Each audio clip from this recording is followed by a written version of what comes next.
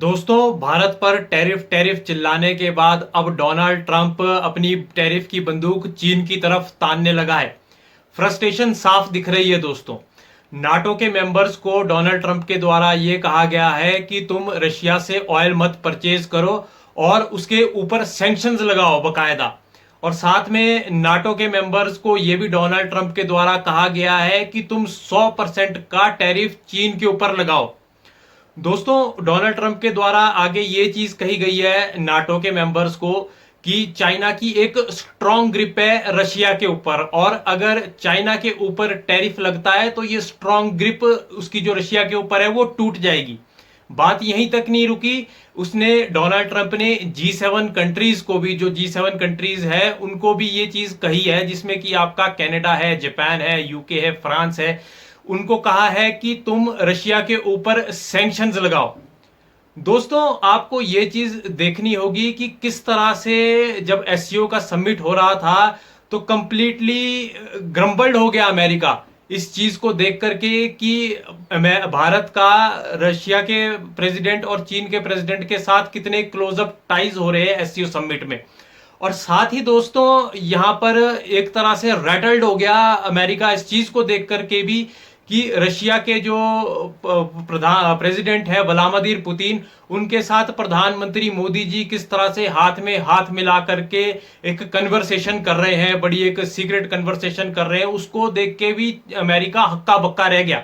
और दोस्तों, यहाँ पे अमेरिका को एक और चीज में भी अनईजी सा महसूस होने लगा जब यह क्या बोलते हैं इसमें जो आपका डेयरी के प्रोडक्ट्स है और जो एग्रीकल्चरल के जो प्रोडक्ट्स है, अमेरिका चाह रहा था कि भारत उसके लिए अपनी मार्केट खोले, पर भारत ने यह मना कर दिया इस करके क्योंकि यहाँ पे करोड़ों करोड़ों फार्मर्स को यहाँ पे उसके द्वारा दिक्कत का सामना महसूस करना पड़ना था। इसलिए भारत ने ये डिसीजन ना लेते हुए बहुत अच्छा किया और अमेरिका इसमें भी अनईजी महसूस कर रहा है। दोस्तों, इतनी बुरी तरह से ये डोनाल्ड ट्रंप जलील हो रहा है, मैं आपको क्या बताऊं। वहां पे जो इसकी ऑपोजिशन पार्टीज है, डेमोक्रेट्स, वो और साथ में जो उसके रिपब्लिकन जो उसकी अपनी पार्टी है उसके अंदर भी कई लोग उसके बगावत में है, जैसे कि निकी हेली। उसने भी ये चीज कही है कि भारत से हमारे को 2 दशक लग गए थे संबंध सुधारते सुधारते, और इस बेवकूफ ट्रंप की वजह से टैरिफ जो इसने भारत पे जो लगाया इसकी वजह से सारे संबंध हमारे भारत के साथ खराब हो गए।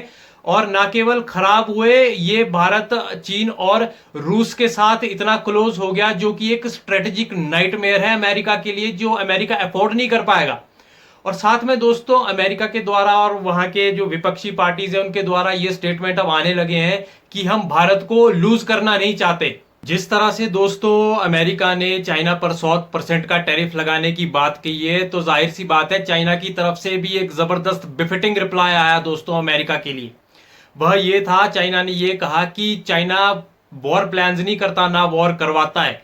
जो चाइना का उद्देश्य है वह यह है कि पूरे वर्ल्ड में पीस प्रमोट किया जाए, स्टेबिलिटी प्रमोट की जाए, पॉलिटिकल सेटलमेंट्स किए जाए, जो कि हॉटस्पॉट इश्यूज है इस तरह के, थ्रू डायलॉग्स। ऐसा वहां के विदेश मंत्री वेंगी के द्वारा चाइना अमेरिका को एक थप्पड़ लगाते हुए एक बड़ी जबरदस्त बात कही गई है। और साथ में यह भी कहा गया है उनके द्वारा कि चाइना जो है मल्टीलेटरलिज्म को प्रमोट करता है और इस चीज को स्ट्रेंथन करता है। और साथ में जितने भी इस तरह के जो वॉर इश्यूज है या जो इस तरह के जो हॉटस्पॉट के इश्यूज है, इनको यूएन चार्टर के तहत, उसके पर्पस के तहत सॉल्व करने का एक प्रयास चाइना करेगा।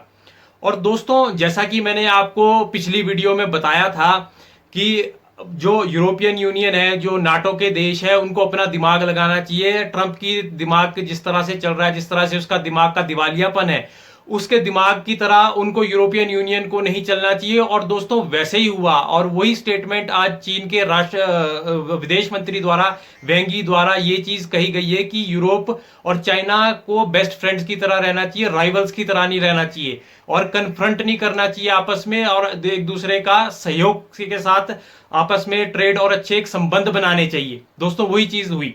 और साथ में दोस्तों, अमेरिका को क्या चिढ़ मच गई, ट्रंप को क्या चिढ़ मच गई कि अभी थोड़े दिन पहले विक्ट्री डे परेड की चाइना ने, जिसमें कि किम जोंग यूंग, जो कि एक सन की तानाशाह है नॉर्थ कोरिया का, और व्लादिमीर पुतिन रशिया के प्रेसिडेंट वहां मौजूद थे। तो अमेरिका बोल रहा है कि भाई तुम तो हमारे खिलाफ चीन साजिश कर रही हो, इतनी बड़ी खतरनाक मिलिट्री परेड करके।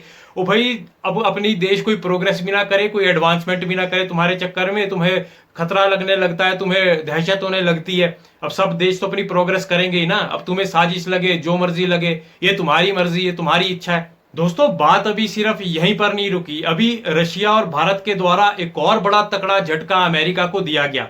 वह ऐसे कि आने वाले कुछ समय में रशिया के जो डेप्यूटी प्राइम मिनिस्टर है, वह उनका विजिट भारत होगा, जो कि श्रिम्प्स और फर्टिलाइजर्स के इंपोर्ट्स पे उस पे बात होने वाली है। दोस्तों यह एक बड़ा एक स्ट्रेटेजिकल मूव माना जा रहा है रशिया के द्वारा। और आपको मैं ये बताता चलूं कि इससे इससे पहले जो भारत है वो श्रिम्प्स सबसे ज्यादा इंपोर्ट करता था अमेरिका को, क्योंकि अमेरिका के द्वारा भारत के ऊपर 50% का टैरिफ लगाया गया, जिससे कि भारत को अमेरिका में सामान बेचने में दिक्कत आ रही है और ट्रेड डेफिसिट का सामना करना पड़ रहा है। ना केवल ट्रेड डेफिसिट का सामना करना पड़ रहा है, बल्कि ऐसी कंट्रीज के द्वारा भी कंपटीशन फेस करना पड़ रहा है, जैसे कि इंडोनेशिया, वियतनाम है यूएस मार्केट के अंदर। और डोनाल्ड ट्रंप, तुमने क्या सोचा था कि 50% का टैरिफ लगा के हमारे को नुकसान होगा?